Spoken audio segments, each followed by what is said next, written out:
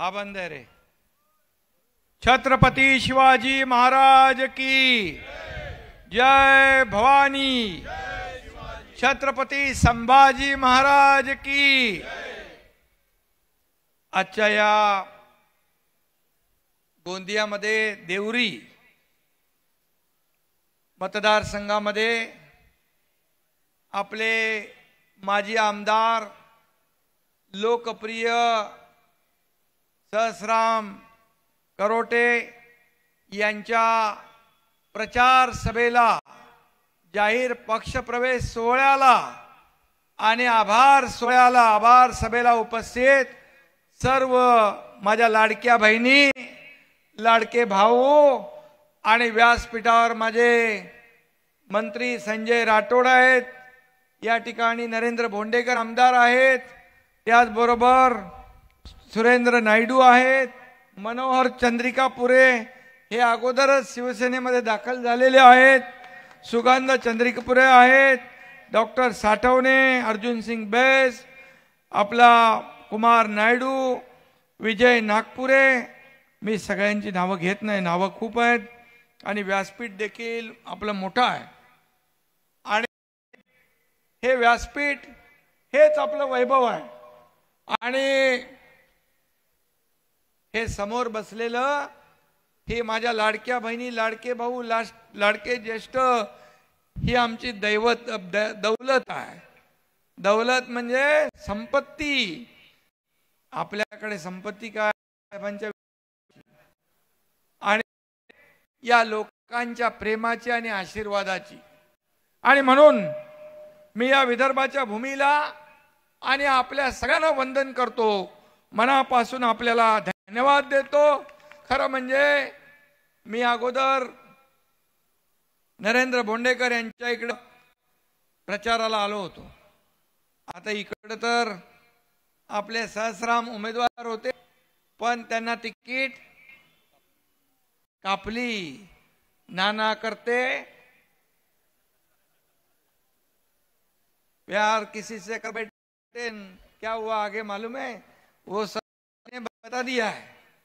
आणि म्हणून सहस्राम सारख्या कार्यकर्त्याला तिकीट कापून खऱ्या अर्थाने काँग्रेसने त्यांचा अपमान केला आणि म्हणून सहस्राम करोटे यांनी महायुतीच्या उमेदवाराला विजयी करण्याचं काम इथं केलं। मी त्यांचं मनापासून अभिनंदन करतो आणि मी महाराष्ट्रामध्ये अनेक ठिकाणी गेलो, निवडणुकीमध्ये प्रचाराला गेलो आणि सांगितलं की निवडणुकीमध्ये तुम्ही मतदान करा, आपल्या महायुतीच्या उमेदवारांना विजयी करा, हा एकनाथ शिंदे गुलाल उधळायला आणि आपला आभार मानायला येईल।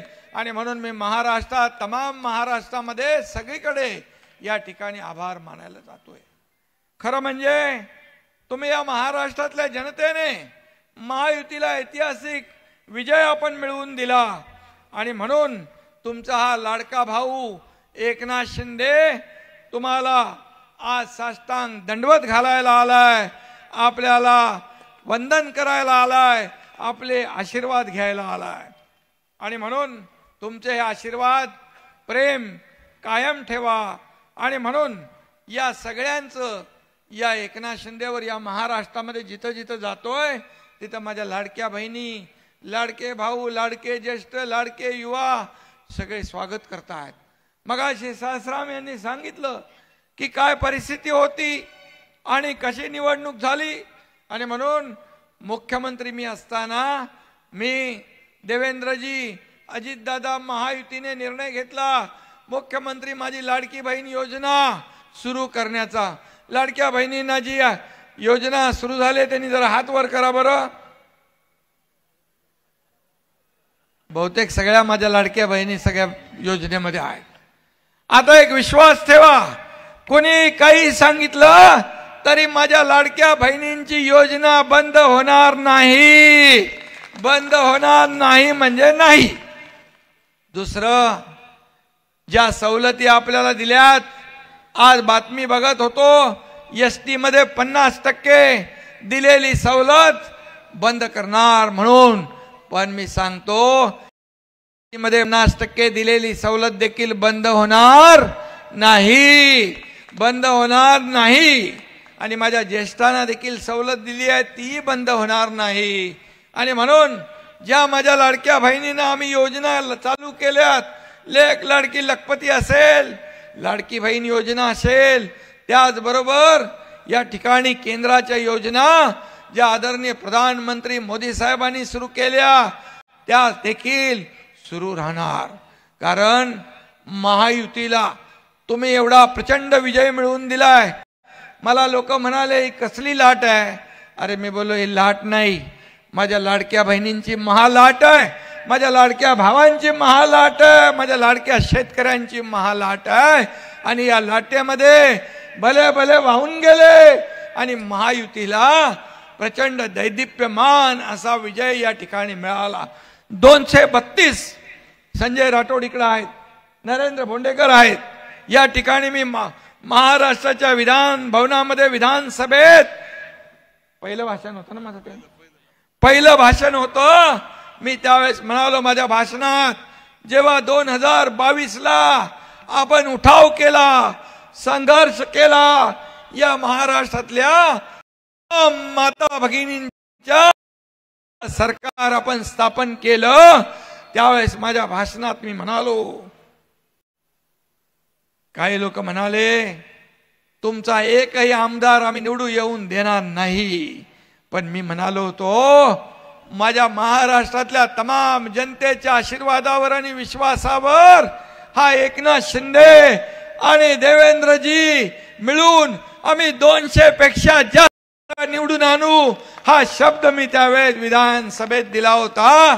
आणि तुमच्या आशीर्वादाने 232 जागा निवडून आल्या महायुतीच्या। हा ऐतिहासिक विजय आहे, हा इतिहासामध्ये नोंद घेणारा विजय आहे। कारण 2.5 वर्षात या तुमच्या एकनाथ शिंदेने पायाला भिंगरी लावून काम केलं, रात्रीचा दिवस केला, ऊन वारा पाऊस वादळ कधी पाहिलं नाही, फक्त आणि फक्त जनतेची सेवा केली। एकीकडे प्रकल्प सहस्राम करोटेजी म्हणाले, त्यात आपला नरेंद्र भोंडेकर म्हणाले की काय काय योजना आम्ही आणल्या। या योजना पूर्वी बंद पडलेले प्रकल्प, या ठिकाणी विदर्भ मराठवाड्यातले सिंचन प्रकल्प असतील, जे देवेंद्रजी मुख्यमंत्री 2014 ते 19 होते, त्या काळात जलयुक्त शिवार योजना सुरू केली, ती बंद केली। शेतकऱ्यांच्या सर्व योजना बंद केल्या, या तमाम भगिनींच्या योजना बंद झाल्या, माझ्या ज्येष्ठांच्या योजना बंद झाल्या, मोठमोठे प्रकल्प बंद झाले। मला आठवत आहे नरेंद्र भोंडेकरजी यांच्या इथं आपल्या कुठला पर्यटन स्थळ किती मोठं केलंय, जल पर्यटन 250 कोटी रुपये देऊन जल पर्यटन आपण सुरू केलं, हेही बंद केलं होतं। तुम्हाला किती निधी मिळाला?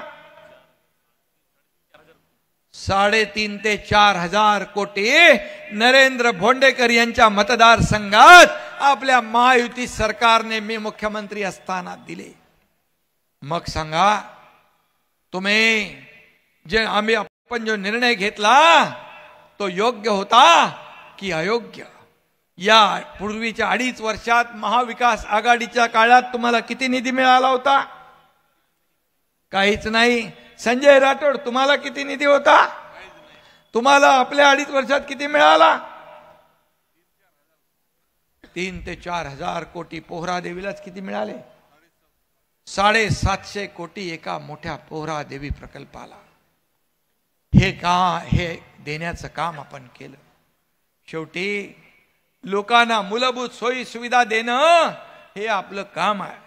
आणि खऱ्या अर्थाने इथं नरेंद्र भोंडेकर पण आहेत, त्यांच्या भागात देखील त्यांनी विकास केलाय। विकासाचं दुसरं नाव आहे नरेंद्र। आणि दिल्लीमध्ये कोण आहे? नरेंद्र मोदीजी देशाला पुढे नेतायत, पुढे विकासाकडे नेतायत, आर्थिक महासत्ता बनवतायत। आणि अमेरिकेचे राष्ट्राध्यक्ष ट्रम्प काय म्हणाले? त्यांनी एक पुस्तक भेट दिलं, का त्यांनी म्हटलंय मोदीजी देशाच्या प्रधानमंत्र्याच्या बद्दल उद्गार काढल्यानंतर अनेक लोकांना पोटदुखी सुरू होते. अरे आपल्या देशाचा गौरव जगात वाढतोय तर अभिमान पाहिजे. आणि म्हणून इकडे देखील आमचा नरेंद्र भोंडेकर काम करतोय. सहस्राम तुमच्या नावात राम आहे. तुम्ही यायला उशीर केलात आणि तुम्ही आधीच आला असता तर चित्र बदललं असतं. पण असू द्या, देर आहे दुरुस्त आहे. आणि आता तुमच्या माग हा एकनाथ शिंदे उभा आहे. काळजी करण्याचं कारण नाही. इकडे मनोहर चंद्रिकापुरे आहे, त्यांचा आपला सुपुत्र चिरंजीव आहे, त्यांची सगळी टीम आहे. आणि म्हणून नरेंद्र भोंडेकर म्हणाले, पूर्वीचे पक्ष आणि नेते कार्यकर्त्यांना, बाळासाहेब कार्यकर्त्यांच्या पाठीशी उभे राहायचे, त्यांच्या सुखदुःखामध्ये सामील व्हायचे आणि त्यांच्या माग अगदी पाठीशी खंबीरपणे उभे राहण्याचं काम बाळासाहेब करायचे. आणि आता आपण पाहिलं की गेल्या काही वर्षामध्ये तुम लढो हम कपडे संभालते तो एकनाथ शिंदे नाही, तुमच्या पाठीशी खंबीरपणे विकासासाठी संकटामध्ये उभा खंबीरपणे राहणारा हा एकनाथ शिंदे आहे. आणि म्हणून एक सर्वसामान्य शेतकऱ्याचा मुलगा, एक शाखा प्रमुख नगरसेवक ते राज्याचा मुख्यमंत्री बनतो तेव्हा का दुखतं तुम्हाला? का पोटदुखी येते? का शेतकऱ्याच्या पोराने मुख्यमंत्री होऊ नये? का सर्वसामान्य कुटुंबातल्या पोराने मुख्यमंत्री होऊ नये? आम्ही सोन्यात घेऊन जाऊ, पण आम्ही सोन्याचा चमचा घेऊन जन्माला आलो नाही, परंतु सर्वसामान्यांच्या जीवनामध्ये सोन्यासारखे दिवस आणायला मात्र आम्ही जन्म घेतलाय.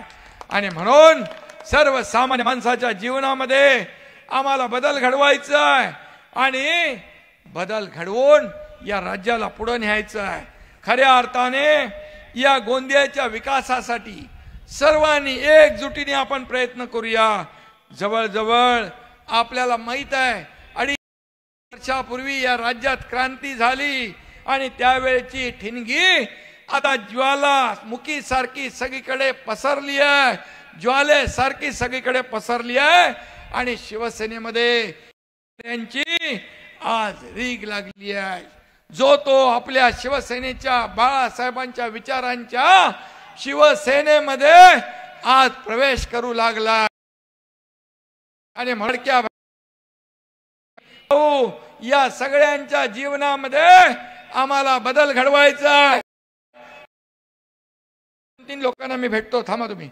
आणि म्हणून मी एवढंच सांगतो की आज या ठिकाणी मी मुख्यमंत्री असो नाही तर उपमुख्यमंत्री असो, पद येतात, पद जातात, पुन्हा येतात, पण मला आज अभिमान आहे, मला आनंद आहे. या राज्यातल्या करोडो करोडो लाडक्या बहिणींचा लाडका भाऊ ही मला मिळालेली ओळख सगळ्यात मोठी आहे, सगळ्यात मोठ्या सर्व पदांपेक्षा मोठी आहे. आणि म्हणून मी आपल्याला एवढंच सांगतो, मगाशी नरेंद्रनी सांगितलं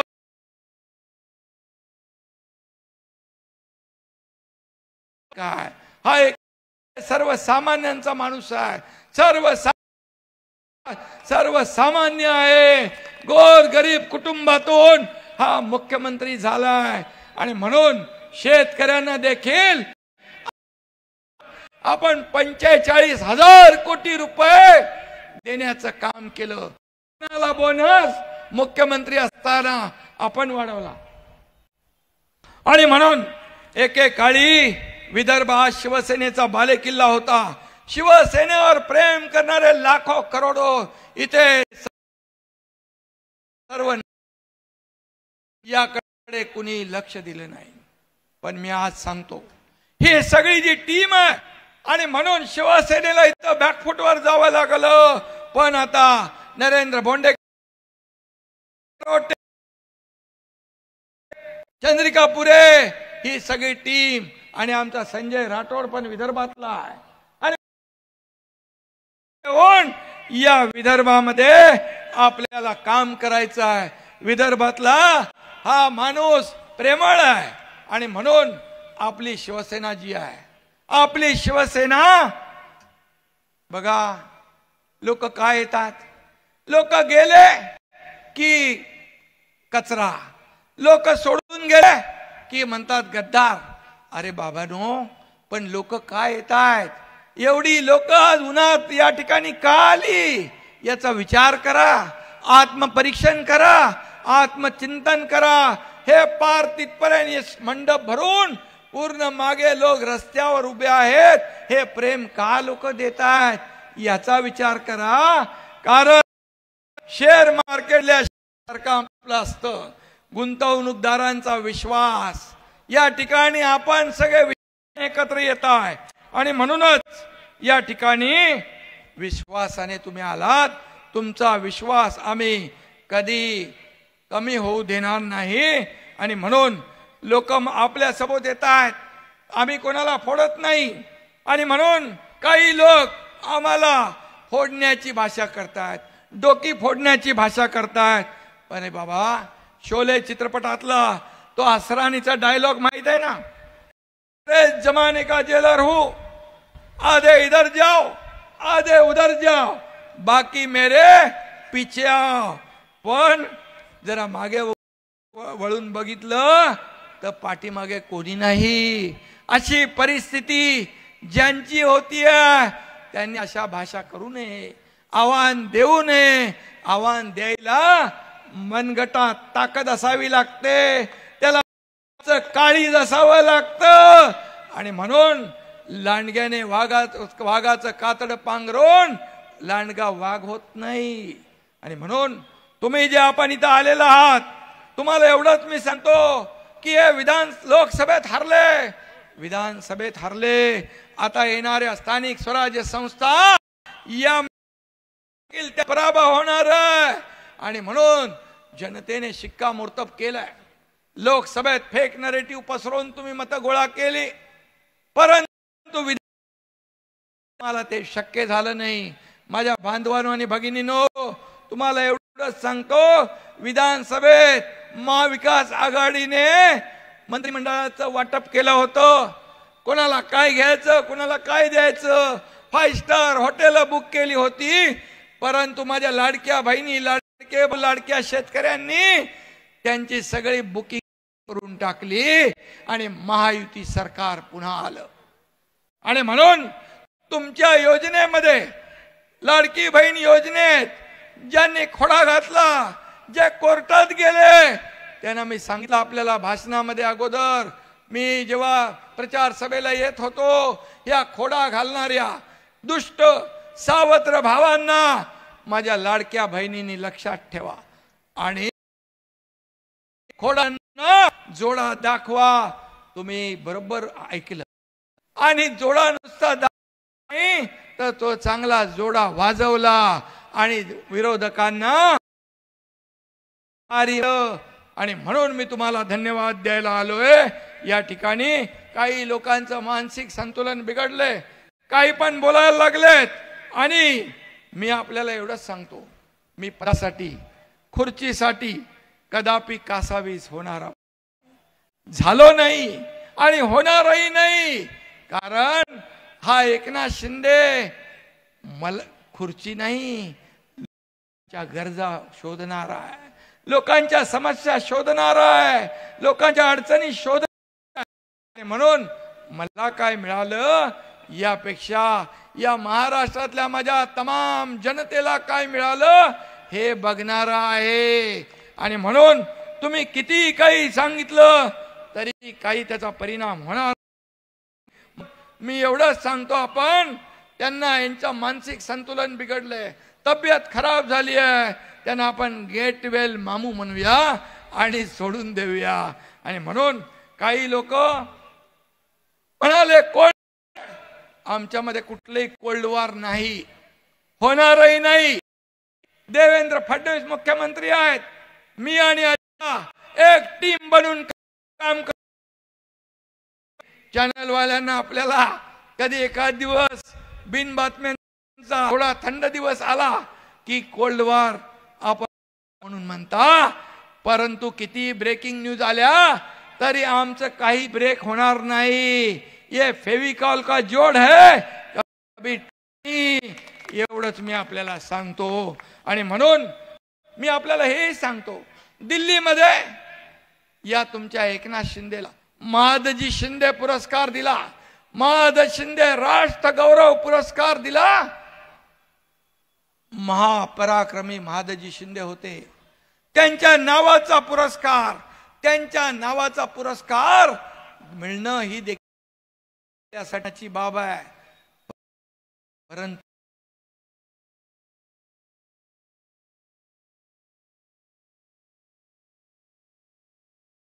कितना जलोगे, जलकर एक दिन खुद ही राख हो जाओगे, अशी तुमची अवस्था होईल. अरे तुम्ही पुरस्कार मला दिला, तुम्ही अमित शहा केला, तुम्ही शरद पवार साहेबांचा अपमान केला, तुम्ही महादजी शिंदेचा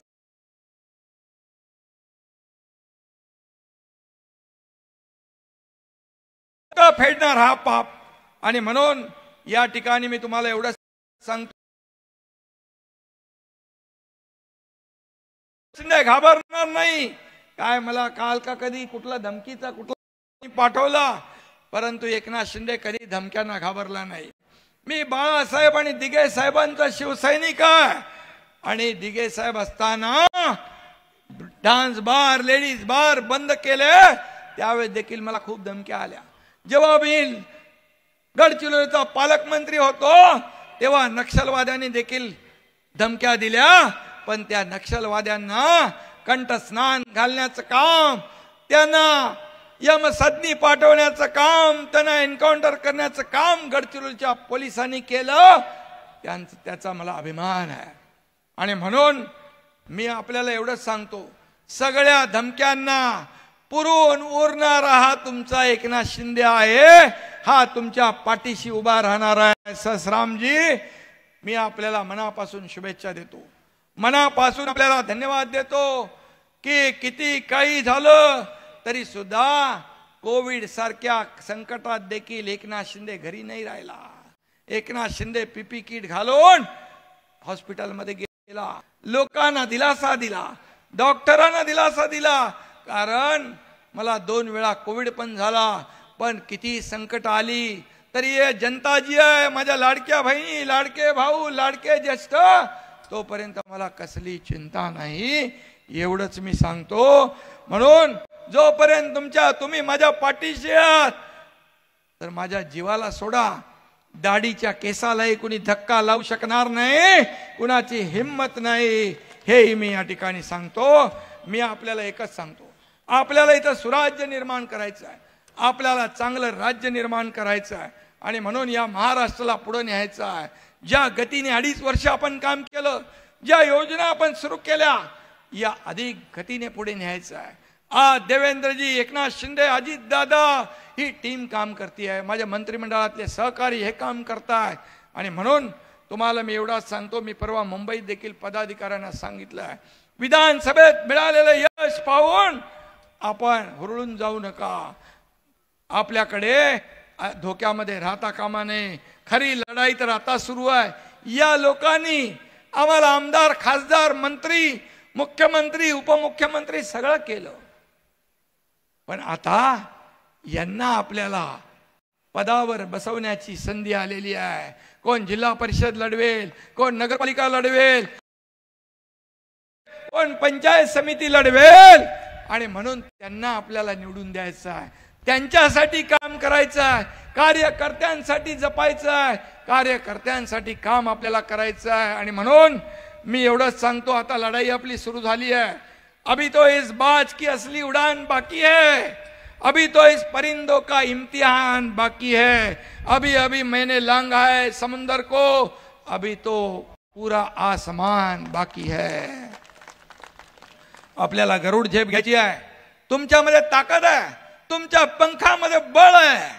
आणि म्हणून या वापर सर्वसामान्य माणसाच्या जीवनामध्ये बदल घडवण्यासाठी आपल्याला करायचा आहे. आणि म्हणून सहस्रामजी, तुमचं मनापासून मी अभिनंदन करतो. तुम्ही आज जो मेळावा या ठिकाणी घेतलात, एवढे लोक तुमच्यावर विश्वास ठेवून आलेत, ही तुमची जबाबदारी नाही, आता या एकनाथ शिंदेची जबाबदारी आहे. यांच्या पाठीशी उभं राहण्याची जबाबदारी या एकनाथ शिंदेची आहे. आणि म्हणून चंद्रशेखर सगळे व्यासपीठावर लोक असतील, या सगळ्यांना मी एवढंच सांगतो, या आदिवासी हा जिल्हा, या आदिवासी समाजाच्या जीवनामध्ये देखील बदल घडवण्याचं काम आपल्याला करायचं आहे. आणि म्हणून मी आपल्या सगळ्यांना मनापासून शुभेच्छा देतो, मनापासून आपल्याला धन्यवाद देतो. आणि आपले गाव तिथे शिवसेना, घर तिथे शिवसैनिक, आणि गाव तिथे शाखा. आणि आता सदस्य नोंदणी आपण सुरू केलेली आहे. हजारो लाखो शिवसैनिकांच्या नोंदणी आपण करा आणि पुढे न्या. जय हिंद, जय महाराष्ट्र. त्यांचं काय आहे ना, त्यांचं निवेदन घेऊन या, एक दोन लोक निवेदन घेऊन, एक दोन लोक या.